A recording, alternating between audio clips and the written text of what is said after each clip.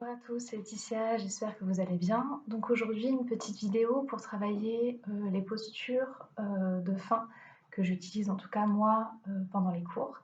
Donc on va y aller pareil progressivement, étape par étape, en utilisant les briques, les sangles si besoin.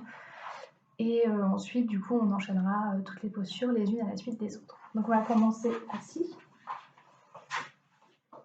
pour s'échauffer un petit peu, s'asseoir confortablement au sol, sur une brique. On inspire, on se grandit bien, bras vers le haut, on descend bien les épaules, on regarde bien vers le plafond pour travailler les cervicales. En expirant, torsion vers la droite. On regarde le plus loin possible derrière soi.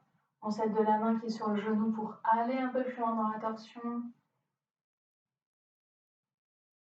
On inspire, on revient vers l'avant, main vers le haut, épaule basse, regard vers le haut. On expire, torsion à gauche. Main qui nous aide à aller dans la torsion, l'autre main derrière les fessiers qui nous aide à nous grandir, à nous allonger et le regard toujours vers l'arrière. On inspire, on revient vers l'avant, main vers le haut, épaule basse, regard vers le haut. On expire, on est vers la droite, donc main au sol ou avant-bras. Si possible, aligné avec la hanche, sinon vous pouvez les mettre un peu plus derrière. On allonge tout le flanc gauche, on regarde vers son bras, vers le plafond. En inspirant, en se servant ses abdominaux, on se retresse, épaule basse, regard vers le haut. On expire, on va de l'autre côté. On allonge au maximum le flanc, on regarde bien vers le plafond. On pense à bien respirer. On inspire, on se redresse, main vers le haut, épaule basse, regard vers le haut. On expire, on arrondit, on regarde vers le nombril. On inspire, on ouvre, on regarde vers le haut. On expire, on arrondit, on regarde vers le nombril. On inspire, on ouvre, on regarde vers le haut. Et on revient en position neutre. Bras à l'horizontale. On vient lever et descendre les épaules. Les épaules bien basses, les épaules près des oreilles. Ce n'est pas les mains qui bougent, c'est vraiment les épaules et tout le reste du bras suit. On reste en bas et devant, derrière. Vous devez vraiment, je me rapprocher pour vous voyez mieux. Resserrer les omoplates et les écarter. Les épaules derrière et devant. Donc vraiment une ouverture de buste et une fermeture. On revient en position neutre. On vient faire des cercles dans un sens. Toujours les bras bien actifs jusqu'au bout des doigts. On agrandit au fur et à mesure. On vient chercher loin devant, loin derrière. Et on change de sens. On commence grand et on rapetisse au fur et à mesure. On stabilise. On vient devant, les épaules bien basses, les mains à 90 degrés. On vient lever et descendre les épaules. Donc pareil, pas les mains, reste bien fixe. Et c'est au niveau de l'épaule que ça vient travailler. On vient plier et pareil, on monte et on descend. On garde bien épaule alignée avec le coude, coude aligné avec le poignet. On reste en bas, on assure le nombril pour ne pas cambrer le bas du dos. On vient monter les coudes.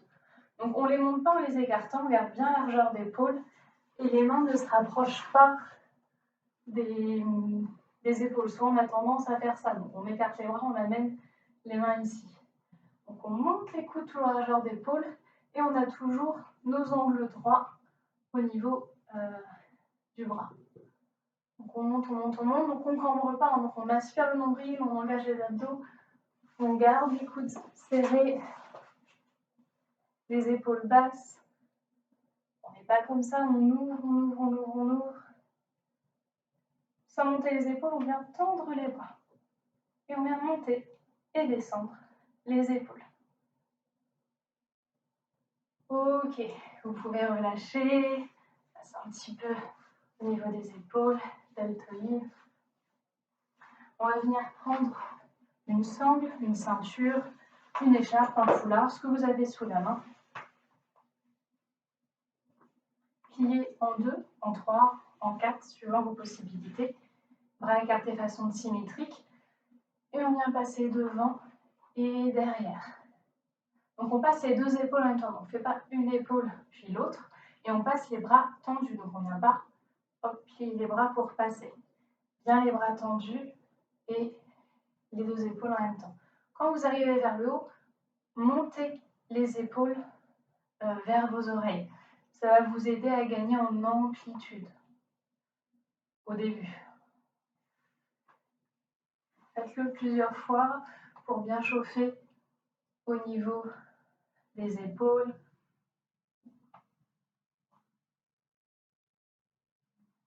Respirez bien le nombril pour éviter de cambrer trop le bas du dos. Et on vient relâcher la prochaine fois que vous êtes devant. On va venir travailler nos chevilles, la souplesse de nos chevilles. Donc, on va venir à genoux sur nos chevilles et on va venir emmener le poids du corps vers l'arrière. Alors, si jamais c'est pas assez stable, vous pouvez mettre un coussin peut-être ici ou aussi brique ou autre devant pour vous maintenir si jamais c'est trop instable. Donc, forcez pas trop. Et normalement, vous devez sentir que ça étire tout l'avant du pied. Ça, on va en avoir besoin pour travailler la posture du lotus. Donc ça, vous pouvez faire pause si vous voulez sur la vidéo. C'est bien de rester au moins 5-10 minutes minimum sur les postures de souplesse, d'assouplissement, pour que les tendons, les ligaments, les fascias aient vraiment le temps de travailler en profondeur. Ok. On va ressortir de la posture gentiment. Vous pouvez venir faire des petits cercles doucement. Et donc, on va commencer par travailler d'abord la posture du lotus. Jambe gauche pliée, tendue comme vous voulez, vous attrapez votre jambe droite et vous venez la bercer.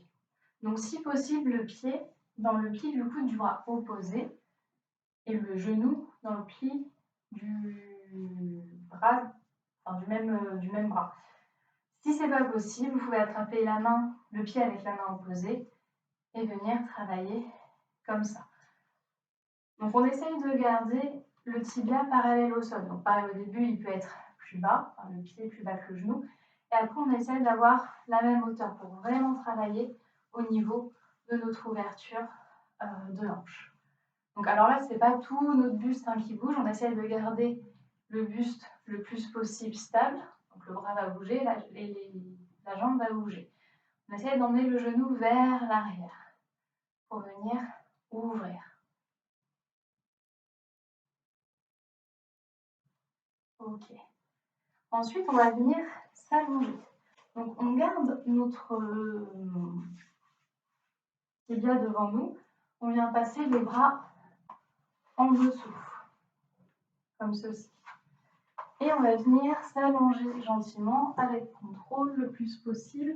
On garde la jambe gauche au sol, pied pointe. On essaye de poser la tête, on essaye de poser les épaules et de venir emmener le tibia au niveau de notre buste. Donc, pensez à bien respirer.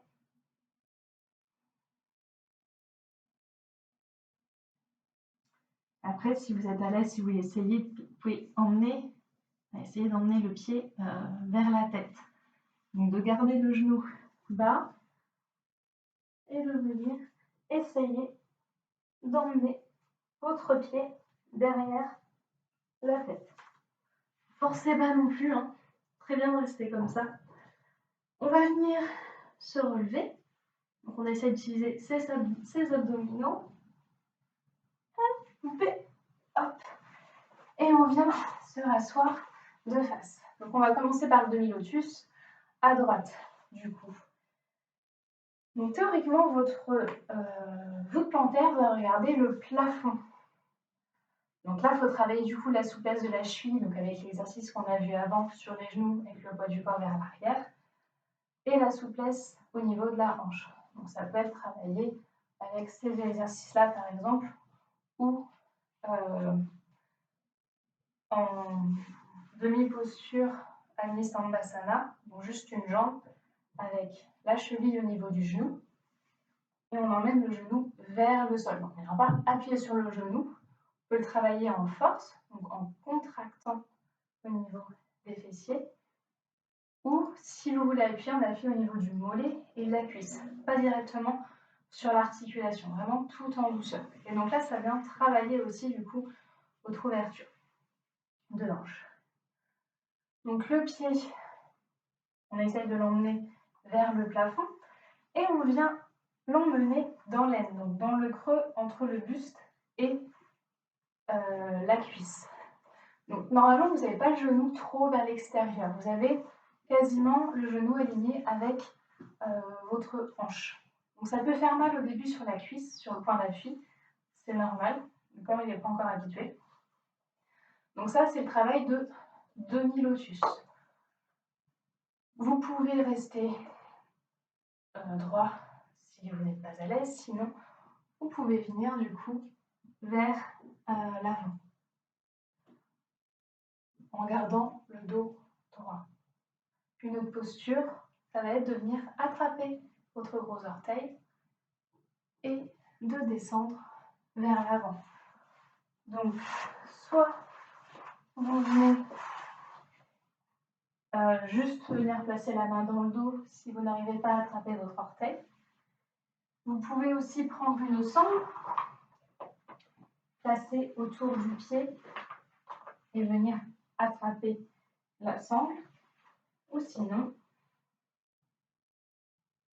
le gros orteil dans la main. Cette posture, c'est Ardha Baddha Padmasana. Demi-lotus et on vient s'allonger. Tout ça, voilà, c'est certaines postures qui peuvent venir travailler votre ouverture pour avoir votre lotus. Si le genou est trop haut et que ça tire trop, n'hésitez pas à mettre une brique en dessous le genou. Ensuite, si vous avez vraiment trop mal au genou, dans ce cas-là, vous ne faites pas le demi-lotus ou le lotus. Vraiment, au début, il faut être bien et quand vous sortez, c'est mamie de 80 ans, vous avez très mal au genou. Donc, il ne faut vraiment pas forcer. Il faudra d'abord travailler votre cheville, votre hanche et le genou, il suivra ou pas. Mais vraiment, ne pas forcer au niveau des genoux. On va faire pareil de l'autre côté. Donc, jambe gauche, qui du coude droit, qui du coude gauche. On essaie de bien se tenir droit, de ne pas être tout ratatiné. On monte le pied le plus haut possible et on vient bercer.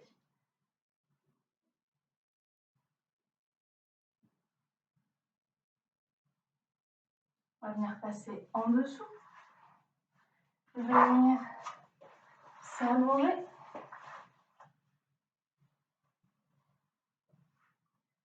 La jambe droite est au sol, on essaie de poser les épaules, la tête et d'emmener le tibia le plus proche possible du buste. La jambe qui est au sol est active, elle n'est pas juste reposée, on vient contracter le quadriceps. À ce moment-là, si vous êtes à l'aise, vous pouvez essayer de venir placer donc le pied derrière la tête. Il y a des jours ça passe, il y a des jours ça passe pas. Et on va venir se rasseoir.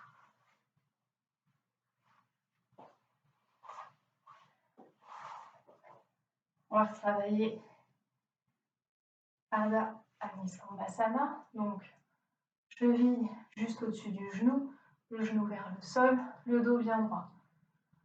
Vous pouvez venir vers l'avant si vous voulez pour étirer au niveau du fessier. Ça, c'est des postures qui sont très bien pour étirer au niveau, quand vous avez une sciatique, pour vraiment créer de l'espace. Toujours votre petite brique si jamais ça tire trop. On pense à bien respirer.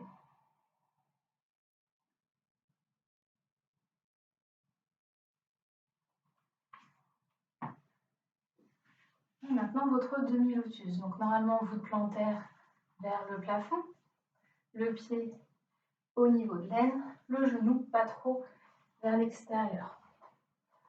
Le genou, théoriquement, au sol. Donc, soit vous pouvez rester comme ça, soit vous pouvez venir descendre, soit la main gauche vient attraper le gros orteil gauche.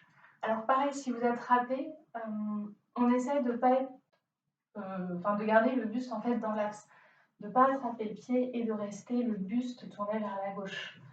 Sinon, on n'est pas du tout dans l'alignement. Donc on essaye de garder les hanches et les épaules alignées et ensuite de pouvoir venir descendre si on est à l'aise. On peut aussi juste rester comme ça. Vous avez le droit de placer une brique sous le genou. N'hésitez pas. Et doucement, on vient relâcher. Vous pouvez relâcher au niveau des genoux. On va travailler Anistambasana en entier. C'est-à-dire avec les deux jambes pliées. Donc, tibia gauche, tibia droit, cheville, genou, genou, cheville, pied flex. Donc, si jamais votre genou du dessus est très très loin et qu'en plus vous avez le dos arrondi, dans ce cas-là, vous gardez comme tout à l'heure la jambe du dessous tendue. Si vous êtes à l'aise, vous pouvez y aller du coup avec les deux jambes. Soit vous restez de droite, soit vous venez descendre le dos droit. Donc choisissez l'option que vous voulez. Faites attention si les genoux tirent trop. Vous pouvez aussi rester droite et venir appuyer gentiment, mais pas sur le genou, vraiment sur les muscles. Gentiment. Si vous sentez que ça tire trop, vous restez là et vous attendez dans ce cas-là.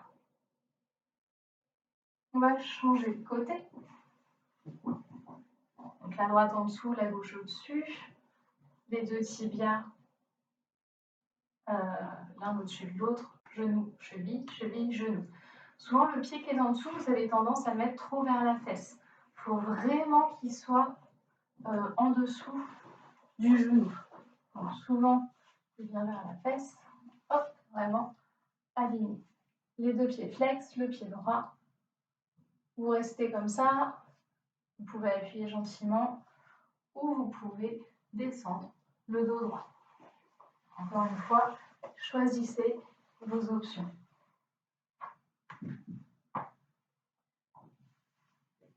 Doucement, vous pouvez ressortir. Si vous avez des briques, prenez des briques. Ça peut être aussi des livres, ça peut être des coussins. Dans ce cas-là aussi, c'est pas trop grave si c'est mis. Donc pour venir travailler le lotus, du coup.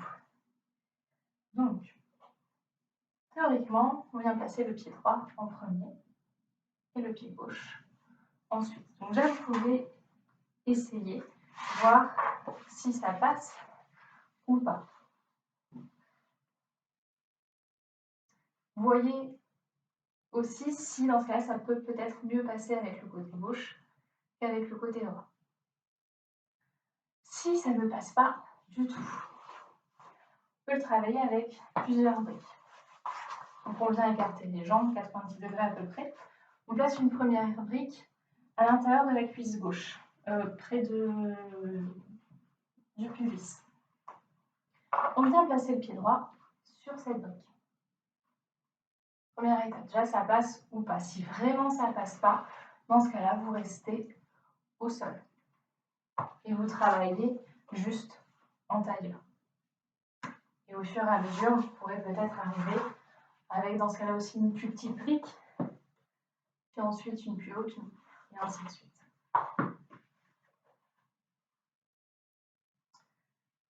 Deuxième brique peut être placée sous le genou droit, pour pas que ça vienne trop tirer au niveau de l'articulation. Là, nous sommes dans un demi-lotus adapté. Et ensuite, votre pied gauche. Soit vous venez le placer sur une troisième brique devant. Si vous êtes à peu près à l'aise, vous pouvez placer votre pied gauche sur la même brique du genou droit. On essaie de rester le dos toujours bien droit. Donc on a l'option avec 3 briques, 2 briques, et on a l'option avec une brique. On vient placer le pied droit dans l'aine, le genou droit sur la brique, le pied gauche sur la brique. Si elle tient trop à ce niveau-là, vous pouvez passer le genou gauche sous une brique, sur une brique également. Toujours garder votre dos droit, vraiment. C'est le plus important. Dès que vous commencez à vous arrondir, on a le travail au niveau des hanches qui se fait moins bien et en plus, vous allez faire mal au dos au fur et à mesure. Donc voilà, ça c'est les différentes étapes du coup pour travailler votre lotus. Donc il faudra y aller vraiment tranquillement au fur et à mesure. Donc ensuite, du coup, les postures de fin, vraiment de fin là, qui s'enchaînent. Donc il y en a 4. Donc, si vous êtes à l'aise, le lotus. Après, vous pouvez être aussi en tailleur. Ça marche aussi. Vous pouvez être en Agni Stambhasana. Donc, sur la première posture, jambe droite ou jambe gauche au-dessus. Sur la deuxième posture, vous inversez du coup pour quand même travailler de la même façon les ouvertures de hanches.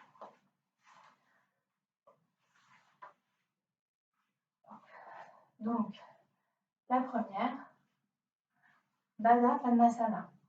Alors moi, j'y arrive pas. Donc, à voir si vous, ça sera le cas. Donc normalement, c'est une posture dans laquelle on est en lotus. Donc déjà, il faut que notre lotus soit vraiment, entre guillemets, parfait. Donc moi, j'ai mon genou, vous voyez, qui est quand même assez décollé du sol. Et ensuite, donc, nos bras viennent se croiser derrière le dos et viennent attraper nos gros orteils. Alors, il faut venir attraper les deux orteils. Moi, je fais des années-lumière de mon pied gauche, je ne sais pas si vous voyez ma main. Donc voilà, donc normalement, au niveau du dos, on a les bras croisés comme ça. Si déjà même ça c'est compliqué, vous pouvez juste attraper vos poignets ou vos avant-bras ou vos coudes. Le but c'est aussi de garder votre dos droit et buste dans l'axe. Donc du coup, moi je vais le faire en attrapant mes deux coudes pour rester aligné. On reste un temps comme ça, on respire bien, profondément. Là, on vient se concentrer sur le bout du nez.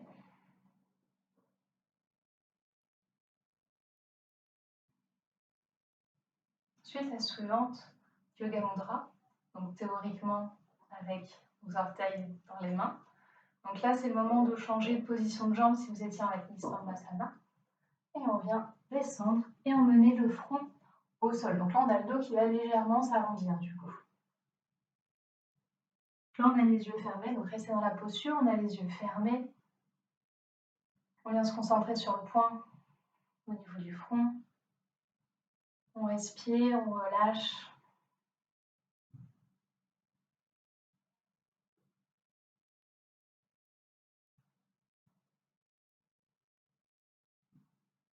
En inspirant doucement, on vient se redresser. On relâche les bras, mains au niveau des genoux, les mains en Chin Mudra. Donc, pouce et index qui sont joints, les autres doigts relâchés vers le sol. On inspire, on s'endit bien. Expire, on baisse légèrement la tête. Vous pouvez garder les yeux ouverts ou fermés.